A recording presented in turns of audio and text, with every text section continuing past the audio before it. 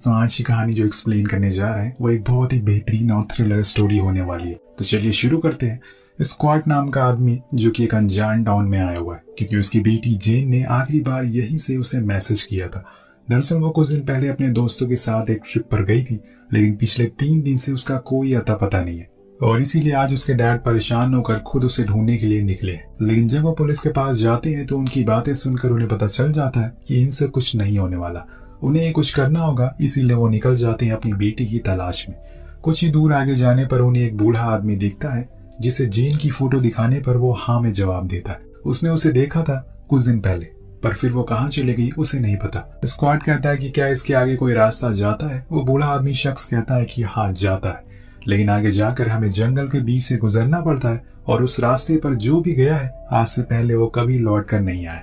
ये सुनकर स्क्वाड को थोड़ा अजीब लगता है कि ऐसा क्या है वहाँ। हालांकि वो दोबारा यही सवाल पूछता है, लेकिन वो कुछ भी बताने से मना कर देता है। जिसके बाद वो उसी लॉन्च में जाता है जहाँ उसकी बेटी ठहरी थी, पर वहाँ के लोग बताते हैं कि वो तो यहाँ से 4 दिन पहले ही निकल चुकी है।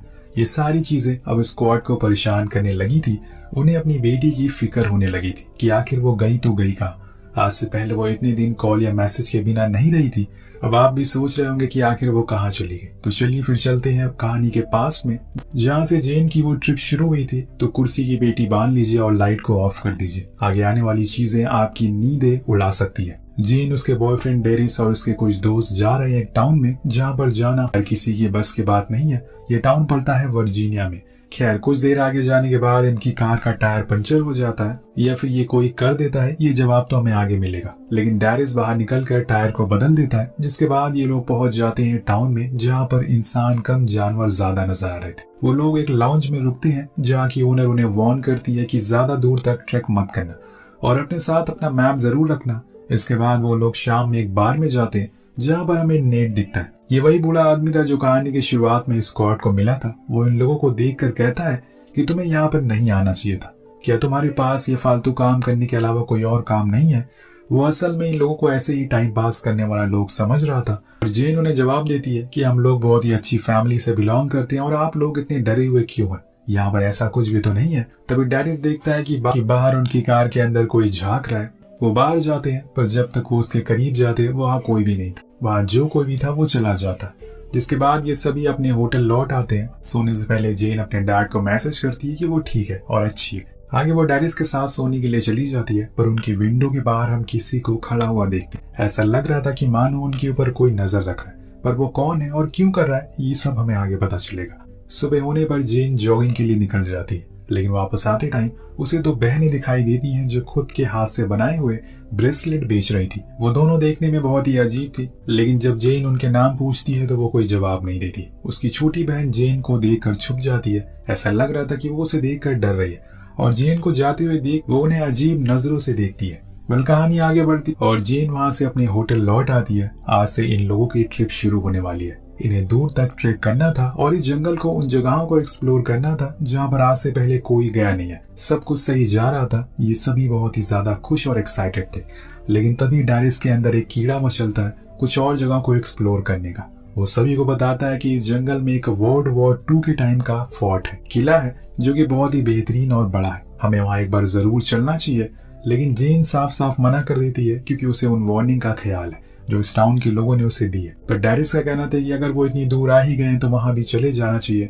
सभी उसके साथ थे तो जेन को भी हाँ करना पड़ता और वो निकल जाते हैं उस जगह की ओर जहाँ पर उन्हें नहीं जाना चाहिए था और ले लेते हैं एक रॉन्ग टर्न। डेरिस ने जैसे कुछ इंटरनेट पर पढ़ा था वो उसी चीज को फॉलो करते हुए आगे बढ़ रहा था, लेकिन उन्हें बहुत देर हो जाती है चलते हुए। पर कोई किला दिखाई नहीं दे रहा था सिवाय घने जंगलों के। इसीलिए गैरी कहता है कि हमें वापस चलना चाहिए क्योंकि कुछ ही देर में अंधेरा भी हो जाएगा। अब सभी को सही लगता है, इसीलिए वो अपने आइडिया को ड्रॉप कर देते हैं और कदमों को पीछे ले लेते हैं। लेकिन इतनी आसानी से कहाँ कुछ होने वाला है। इस कहानी के हर एक मोड़ पर आपको डर का एहसास होगा, जिसकी शुरुआत हो चुकी है। अचानक से न जाने कहां से इनके ऊपर एक पेड़ की बड़ी सी टहनी लुढ़कते हुए आने लगती है। सभी डर के मारे भागने लगते हैं, कुछ गिर पड़ जाते हैं और इधर उधर हो जाते हैं। लेकिन जब वो टहनी रुकती है तो सभी फिर से खड़े हो जाते हैं। अपने आस पास देखते हैं, सभी लोग सही सलामत थे सिवाय एक बंदे गैरी के। उसकी उस टहनी के नीचे दबने से बहुत ही बेरहमी से मौत हो जाती है, जिसे देखकर सारे दोस्त बहुत ही ज्यादा डर जाते हैं। उन्हें पता नहीं था कि ऐसा कुछ हो जाएगा, उन्हें कभी सोचा नहीं था। डैरिस को खुद पर बहुत गुस्सा आता है क्योंकि उसकी वजह से ये लोग यहाँ तक आए। अब इतनी ही देर में हम एक और चीज को नोटिस करते हैं, दूर कोई एक परछाई उनके ऊपर नजर रख रही है। ये लोग उसे नहीं देख पाते। अब सभी वापस चलना शुरू करते हैं अपने होटल की ओर, लेकिन जब कुछ देर हो जाती है तब इन्हें पता चलता है कि ये सभी इस घने जंगल में खो चुके हैं। अब यहाँ से बाहर निकलने के लिए इन्हें संघर्ष करना होगा, दिमाग लगाना होगा। इन्हें चलते चलते रात हो जाती, ऊपर से बारिश भी होना शुरू हो गई थी, इसीलिए सारे दोस्त वहीं जंगल में एक पेड़ के नीचे अपने टेंट लगा लेते और सो जाते हैं। लेकिन आधी रात को जीन को कुछ महसूस होता है, वही परछाई उसे फिर से दिखाई देती है। आखिर ये इंसान है कौन जो बार बार उन्हें दिख रहा है, लेकिन अगले ही पल वो गायब भी हो जाता है। उसे लगता है कि शायद ये उसका कोई वहम होगा। अब सभी लोग सो जाते हैं। सुबह का सूरज एक रहस्य के साथ निकलता है, क्योंकि आज का दिन कुछ बहुत ही बड़ा और दर्दनाक होने वाला है। सभी अपने अपने टेंट के बाहर निकलते हैं, लेकिन डैरिस जब अपने आसपास देखता है तो उसे पता चलता है कि उन लोगों ने कल की रात असल में कब्रिस्तान में गुजारी है, जो कि सोचने पर किसी की भी रोंगटे खड़े हो सकते हैं। लेकिन उससे ज्यादा सोचने वाली बात ये थी कि उनकी दोस्त मेला अपने टेंट में दिखाई नहीं दे रही है। इतनी सुबह सुबह वो बिना बताए कहाँ चली गई। सभी फौरन उसे ढूंढने के लिए निकलते हैं, पर कुछ ही दूरी पर डैरिस को फाइनली वो फोर्ट भी मिल जाता है। पर उसके बाहर लगे हुए बोर्ड को उसे पता चलता है कि ये फोर्ट तो वर्ल्ड वॉर से भी पहले का है और इसी किसी फाउंडेशन नाम की कम्युनिटी ने बनाया है, जिसका ये ग्रेवयार्ड भी है। लेकिन अब वो कम्युनिटी विलुप्त हो चुकी है, ऐसा यहाँ के लोगों का मानना है।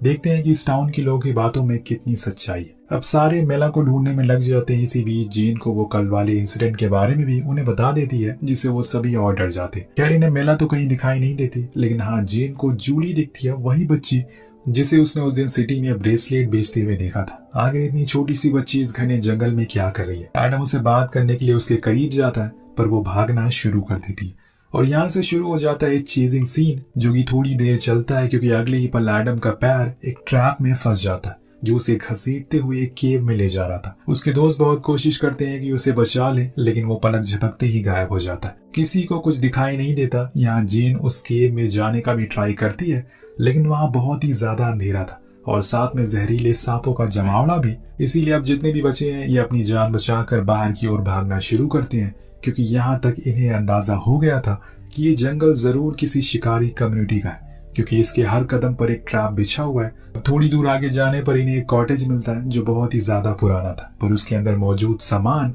बहुत ही नए थे, जैसे कुछ बैग्स, वाटर बॉटल, कैमरास और ट्रिक स्टिक।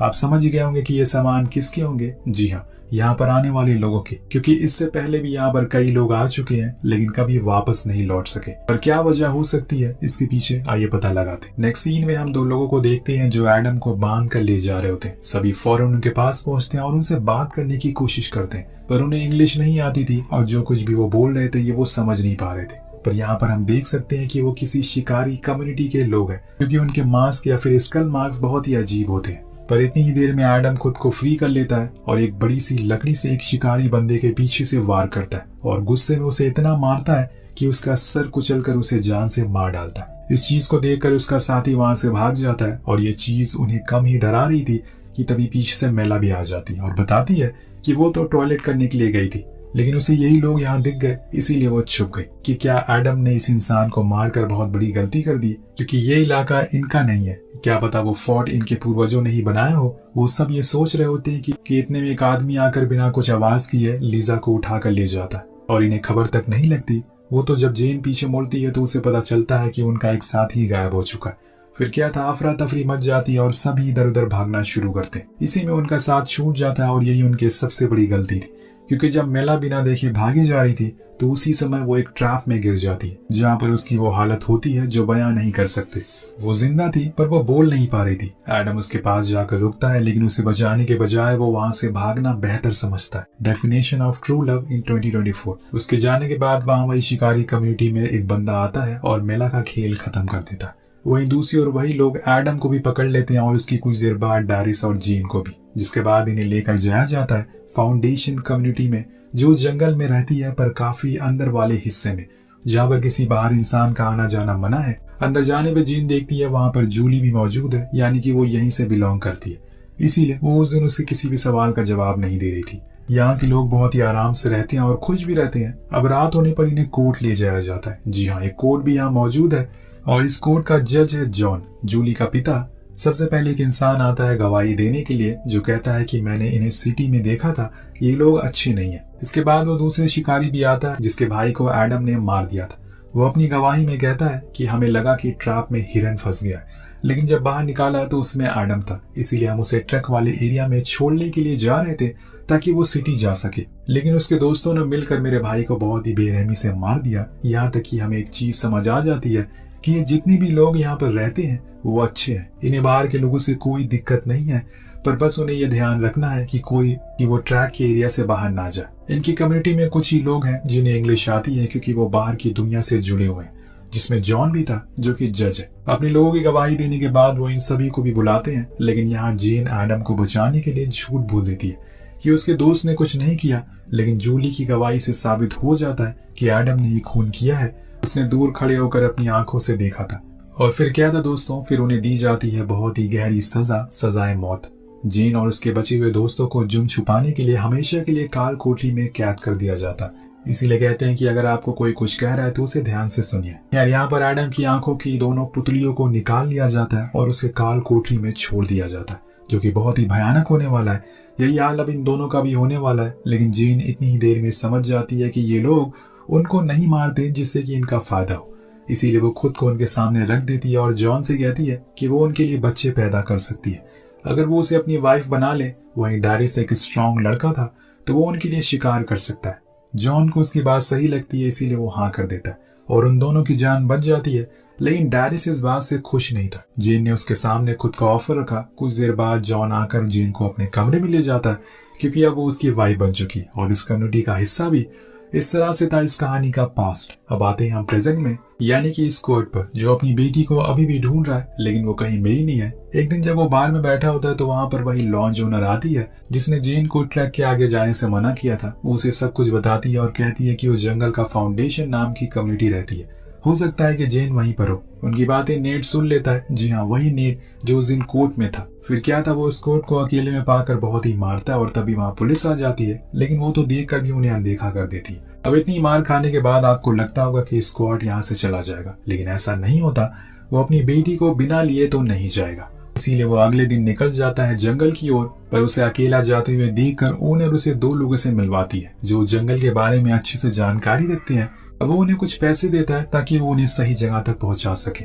यहाँ से शुरू हो जाता है इस कहानी का सेकंड प्लॉट, जो पहले वाले से और बेहतर और खतरनाक होने वाला है। स्क्वाड उन दोनों के साथ जंगल की ओर बढ़ता है, लेकिन कुछ दूर जाने पर उस इंसान के बेटी का पैर एक खाई पर पड़ जाता है। उसे बचाने के चक्कर में स्क्वाड से एक ट्रैप खुल जाता है, पर अभी तक किसी को कुछ हुआ नहीं था, सभी ठीक है। लेकिन जब वो वहां से स्क्वाड हटता है तो वो ट्रैप आकर सीधा उन दोनों बाप बेटों पर गिरता है, जिससे कि उनकी मौके पर मौत हो जाती है। कुछ इस तरह से इस प्लॉट की शुरुआत होती है। जैसे कि आपको पता है कि फाउंडेशन को ढूंढने के लिए स्क्वाड निकला हुआ है, लेकिन वो लोग तो उल्टा उसे ही ढूंढ लेते हैं और जो तीर उस पर पहले चलाई जाती है वो असल में उसकी बेटी जेन ने चलाई थी, जो कि अब पूरी तरह से बदल चुकी है। वो लोग उसे बंद कर देते हैं क्योंकि उसकी कोर्ट की सुनवाई कल होगी।